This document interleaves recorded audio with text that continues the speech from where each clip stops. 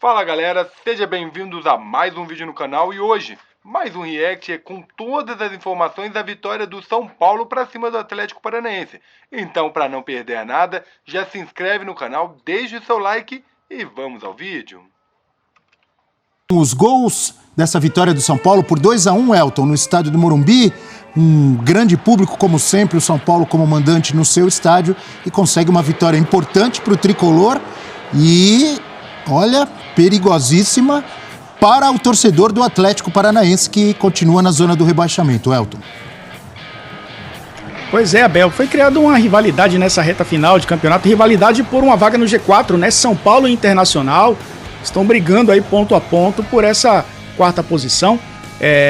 O São Paulo, claro, olhando para o campeonato como um todo, né? Tem um Flamengo ali também junto, o Flamengo tem esse jogo a menos, mas o São Paulo precisava dar uma resposta, né, para tentar alcançar o Internacional e ficar ali junto com Inter e Flamengo brigando por essa quarta vaga, já que o Fortaleza deu uma disparada.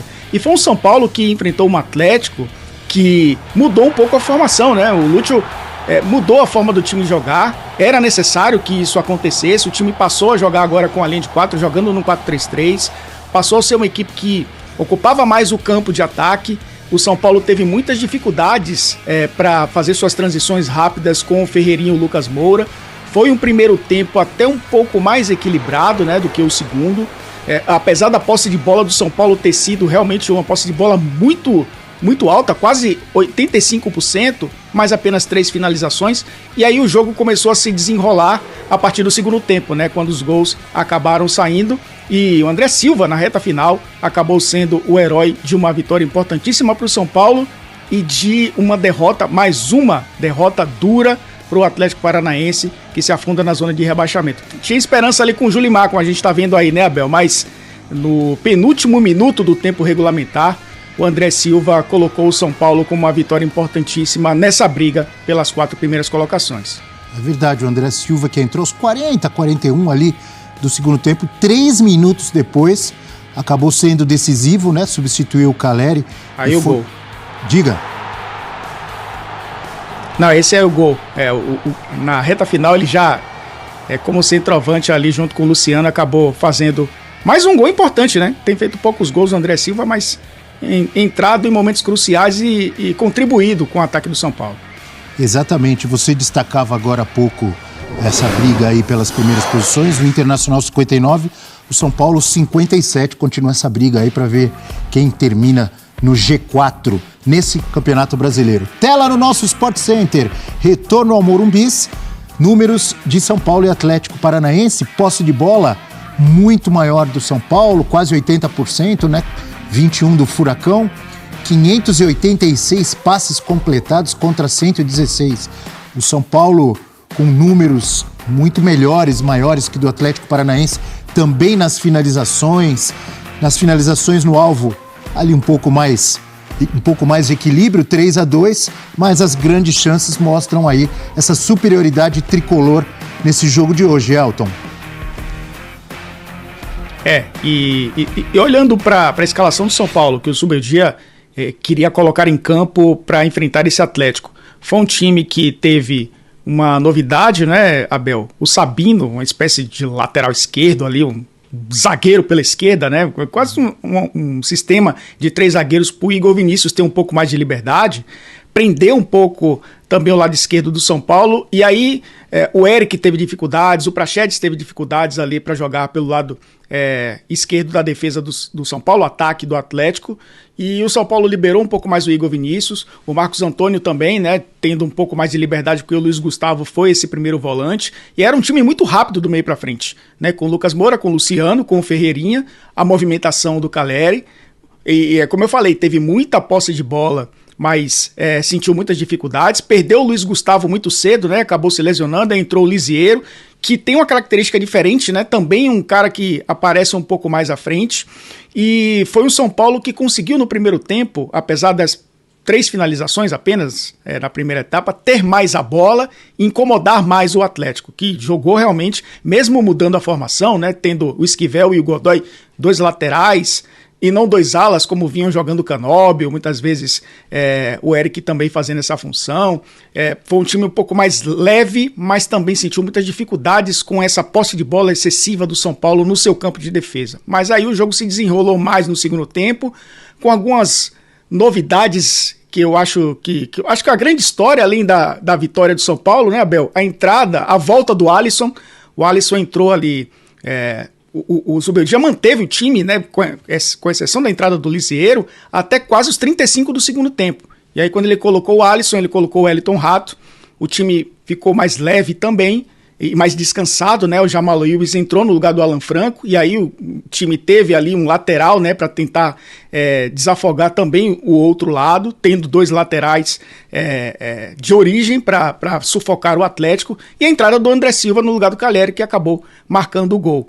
As substituições foram interessantes, foi um São Paulo que se manteve no ataque o tempo inteiro, foi um time que procurou o gol o tempo inteiro, enfrentando o Atlético Paranaense que está nas cordas há um bom tempo nesse Campeonato Brasileiro, e que mesmo com gol de empate, né, numa bola aérea, que é uma característica desse time, a herança ainda de técnicos anteriores, não foi o suficiente para pelo menos conseguir um ponto fora de casa. Então foi uma história bem interessante desse jogo, de alguns heróis improváveis, como foi o André Silva, de novidades, boas novidades nessa reta final que acabou sendo o Alisson, e de um Zubeldia incomodado, né, com o que o time estava apresentando e colocando o time para frente o tempo inteiro, que eu acho que foi um ponto positivo também. O torcedor do São Paulo gosta disso, né, de um time no ataque, um time que se impõe em casa e apesar do jogo muito difícil, acabou vencendo a partida. Aliás, não tem jogo fácil no Campeonato Brasileiro. Mesmo enfrentando um time que está na zona de rebaixamento, São Paulo sabia que teria dificuldades para encarar esse Atlético. É verdade, Elton Serra. Vamos ao Morumbi, então, ao Morumbis, estádio do Morumbis, onde está Eduardo Afonso. Acompanhou de perto esse 2-1 do São Paulo para cima do Atlético Paranaense. Boa noite, Edu. Bem-vindo ao nosso Sport Center. Tudo bem, Abel? Como é que você está? Boa noite a você, boa noite ao Elton Serra, o fã de esportes. Já falamos aqui da zona mista do estádio do Morumbis.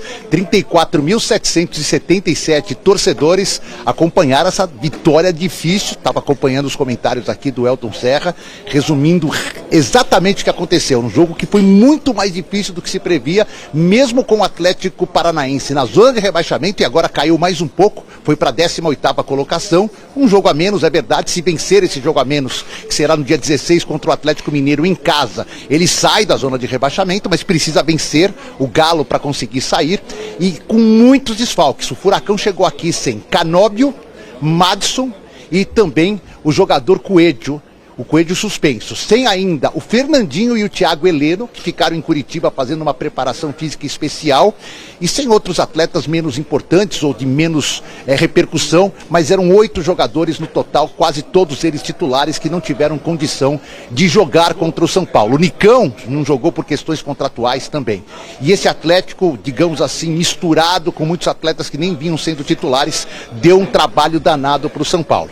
Mas a vitória para o São Paulo foi excelente, Abel. Olha só, fazendo uma matemática muito simples, simplista até. O São Paulo abriu 10 pontos do 7º colocado. Levando-se em conta que por enquanto é G6, pode até aumentar G7, G8, G9, mas G6 será. E o 6º indo para fase preliminar da Libertadores. Faltam 15 pontos para ser disputado.